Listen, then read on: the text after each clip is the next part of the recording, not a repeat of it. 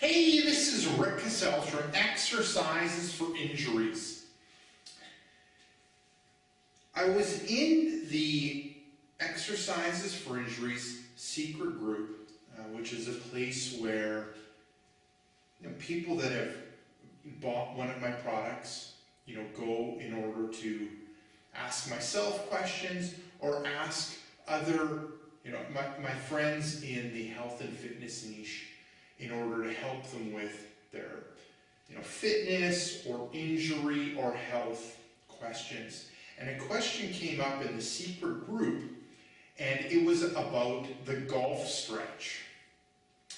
And I wanted to highlight and make sure that you end up avoiding these 4 common mistakes when performing the golf ball stretch for plantar fasciitis or foot pain. So if you search around the internet or if you talk with your friends, a lot of times if you have foot pain or plantar fasciitis, they'll say, oh, you should take this golf ball and rub it along the bottom of your foot. And it ends up being an excellent exercise, the golf ball stretch. But there's 4 things that I've seen that a lot of people do wrong when it comes to the golf ball stretch. So number 1 ends up being avoiding painful areas. So when you're doing the exercise, people will end up avoiding painful areas when it comes to doing the golf ball stretch. Now, you want to work around that painful area, but you also want to go into that painful area when it comes to doing the golf ball stretch. Now, number 2, I just made the mistake number 2.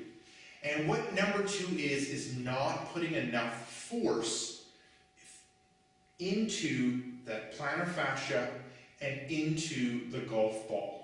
So a lot of people will just take the golf ball and rub their foot along it. But you have to remember, the plantar fascia is an incredibly strong tissue.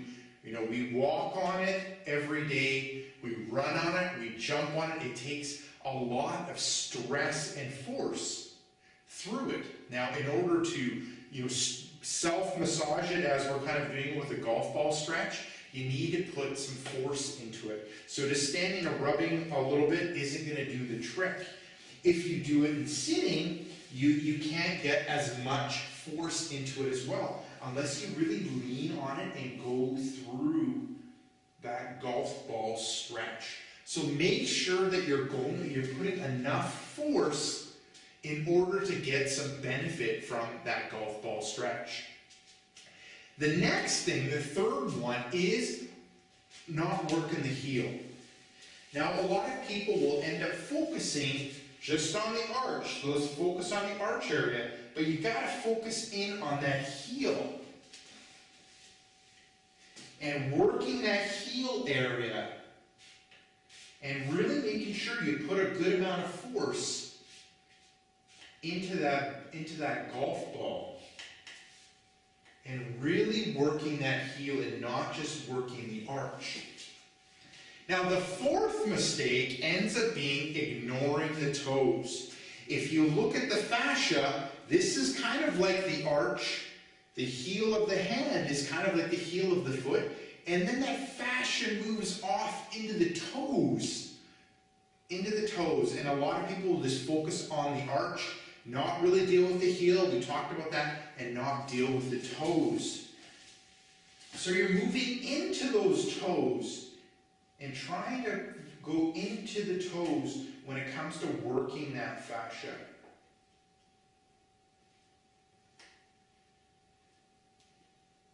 And not just the arch. So there you go. Make sure if you are doing that golf ball stretch in order to help with foot pain or plantar fasciitis that you don't make these 4 mistakes.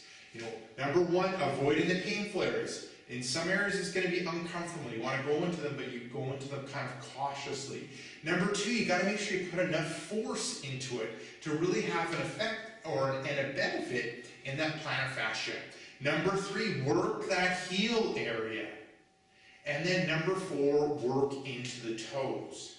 Now, a couple other things, if you're doing the golf ball stretch, that you can do in order to get a benefit is you can put it in the freezer and have it be frozen. That'll increase how dense it is, how hard it is, and it'll also end up cooling it down, which will end up kind of helping when it comes to the inflammation side of things, when it comes to your plantar fasciitis or foot pain.